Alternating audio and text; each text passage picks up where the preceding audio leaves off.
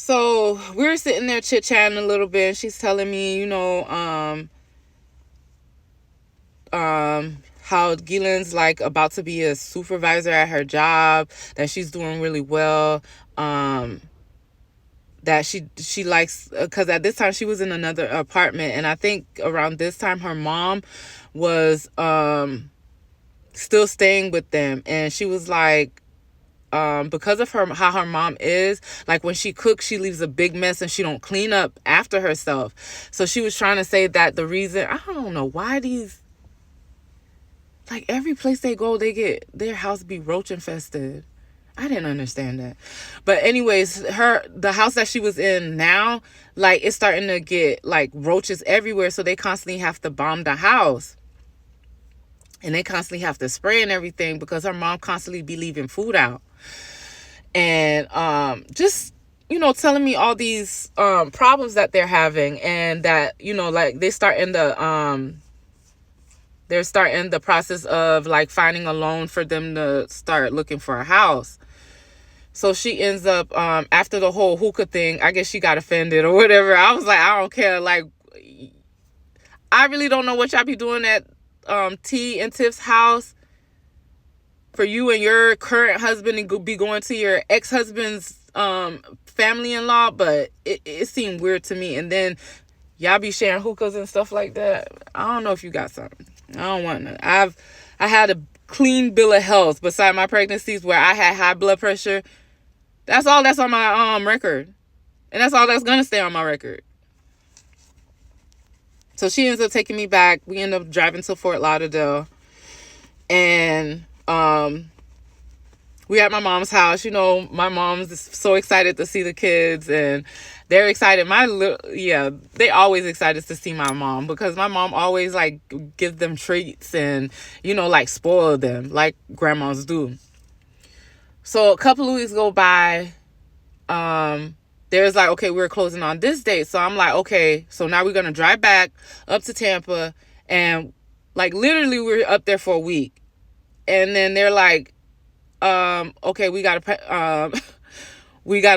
push the closing date back because something with the paperwork is not going right. Mind you, while I'm in this hotel for a week with the children, the symptoms are coming back again, where I'm catching these fevers again. Where I'll get really sick, really lethargic, and I'm just like with chills. Now they're chills. They're not even, I could feel the fever, but I'm shivering like nonstop. So I'm like, I know I ain't catch COVID. Like, I know I didn't catch COVID. But then the fever breaks again right when Monday comes. So I'm able to drive back home. So I'm like, I just wasted like $300-$400. And now I'm like, my money keeps getting low because these people are not, they keep playing around with this closing date. So as I'm at my mom's house for a couple of weeks, the symptoms come right back again. Like this time, like I literally can't function. Like it's getting to the point where like, I'm like, I don't know what it was, but because I kept telling myself like, it was like a Monday, or no, it was like a Tuesday or Wednesday. I'm like, I need to be at work. So I'm gonna go Saturday. I ain't got to go to work on Saturday. It's gonna break because now it's not doing it on the weekends. Now it's coming during the weekday, and I gotta work. So I'm like, well, maybe it's let me go see if I have COVID, just to see, because I don't understand why this keep coming back and forth to me. So when I drive myself to the hospital. I check into the ER. My temperature is like 108 or 109. It was high. So they was like, oh, you must got COVID, just like that. So, of course, they test me, and then they put me into one of the rooms. And so they test me for COVID, and they're like, they're coming back. They're like, you don't have COVID. I was like, yeah, I know. I don't be around people like that. I don't know what's going on. They was like, but why you have such a high fever? I'm like, I don't know. That's why I'm here. Like, so they're trying to figure out. So they make me pee. And I was like, I know I'm not pregnant, because at this time I haven't talked to nobody. I haven't been on no dating website. I haven't had sex for going on 3.5 years now. Like, this is like when I'm just like I said, I'm focused. I've never been that type of person to sleep around anyways, but this was like, yeah, besides when I had my daughter, I was celibate for 2 years. But this was like almost going on 4 years where I wasn't having sexual intercourse with nobody. So I knew it couldn't be no STD. I knew it couldn't be like, and I knew I wasn't pregnant because I haven't had sex. And then I know my tubes are tied. They've been tied since my son was born. Like, I made it sure. My doctor was so aggravated with me. Every day I would come into that doctor office, can I sign the papers? Can I sign the papers? Can I sign the papers? I was adamant about getting my tube size. No more kids. I don't care.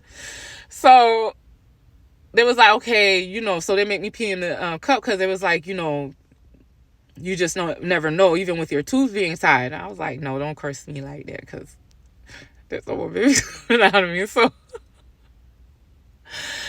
So when they come back, they was like, oh, you got a UTI. I was like, what?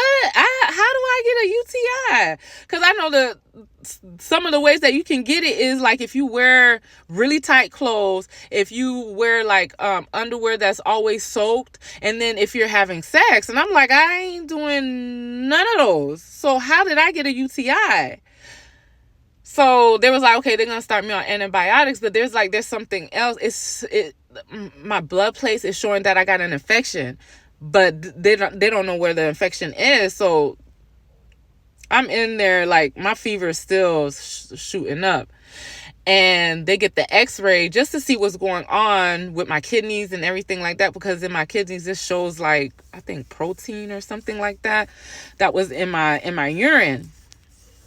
So they take the x-ray, they come back, and once again the nurse comes in. She doesn't look me in my eye. She doesn't do anything. Like, she's like, are you okay? I'm like, yeah, I'm good. And she was like, because